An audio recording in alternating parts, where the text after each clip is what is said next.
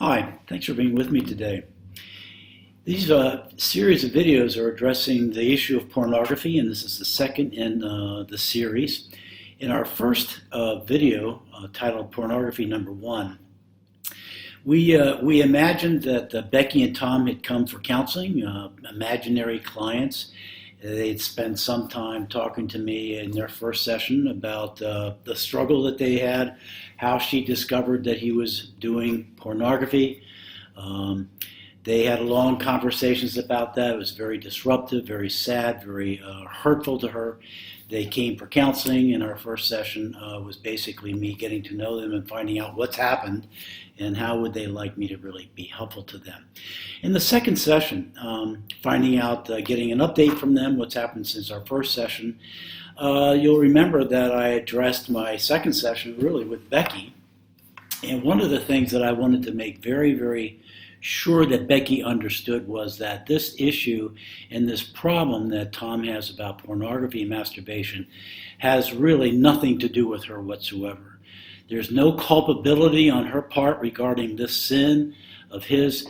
And we looked at Luke chapter 6, where Jesus says that, uses an agricultural metaphor, that we can apply to ourselves regarding root and fruit. And on the basis of that, I tried to convince Becky that this bad fruit on Tom's part does not come from her, but it actually comes from his own bad root. If you want more information about that or a deeper understanding of what that means for you, then go back to video Pornography Number One.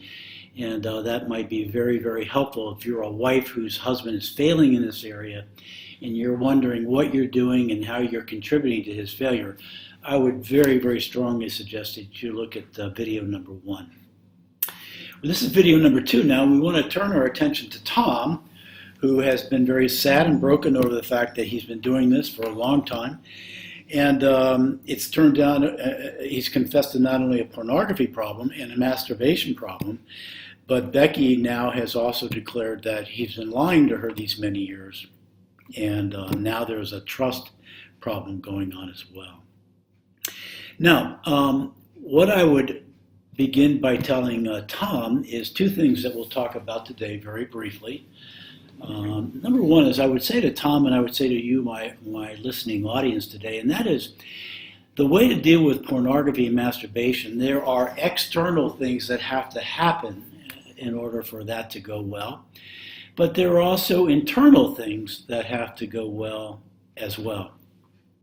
Or a good counselor will address this problem by virtue of looking deeply into external things that have to be managed by Tom.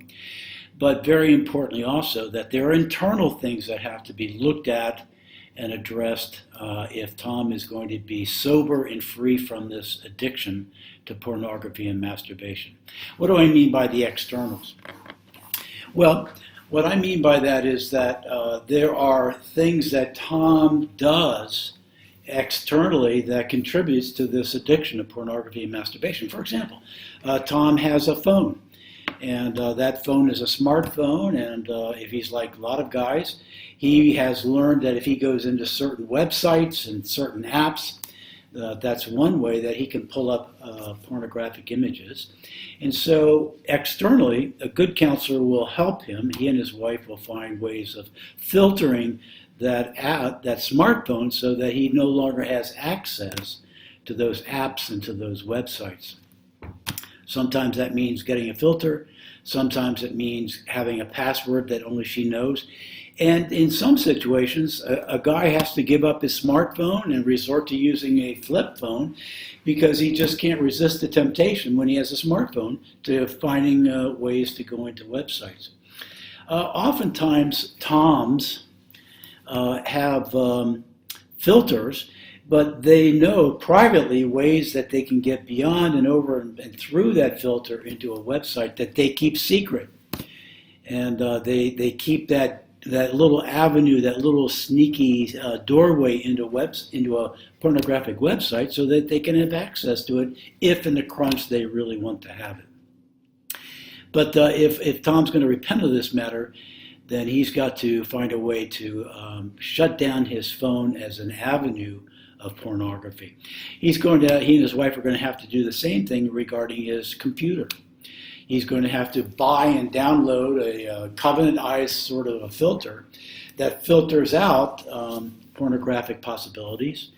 And if Tom misuses his computer, sneaks past that and does something that's inappropriate, Covenant Eyes, for example, will send out an email to her or someone else or a couple of guys who are also holding him accountable in this area. So there'll need to be a filter on his computer. Perhaps the wife needs to have a password that allows him to get into the family computer where he has historically at nighttime when everyone's asleep gone to that computer, opened up those websites, and looked into pornographic images. Sometimes men, they need to put their computers in the trunk of their cars at night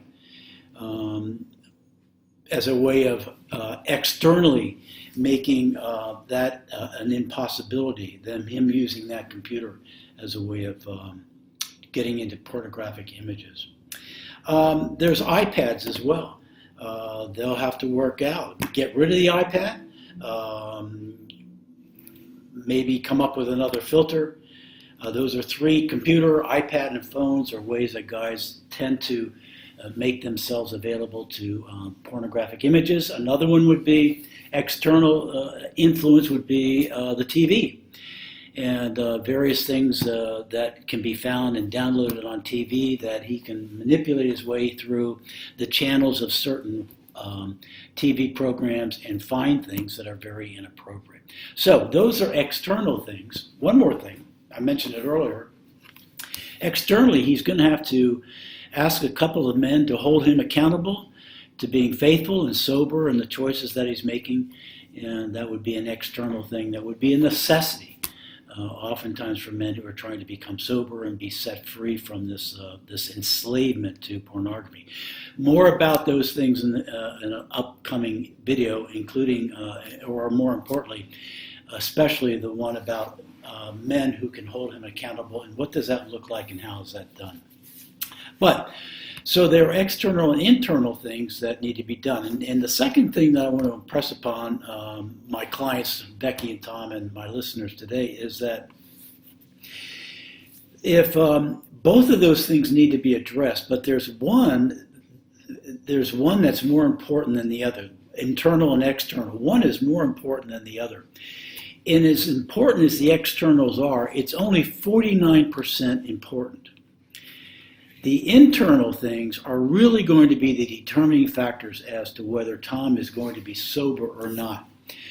So a man can be really, really good in the externals, but it's only going to have 49% influence in whether he's going to be sober or not, because the internal components, the internal things that he has to do, really are 51% influential.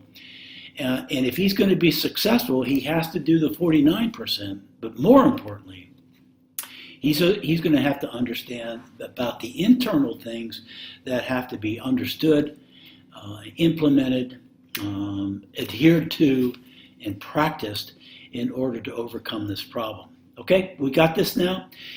The externals are important. They are 49% influential, and that's a big percentage.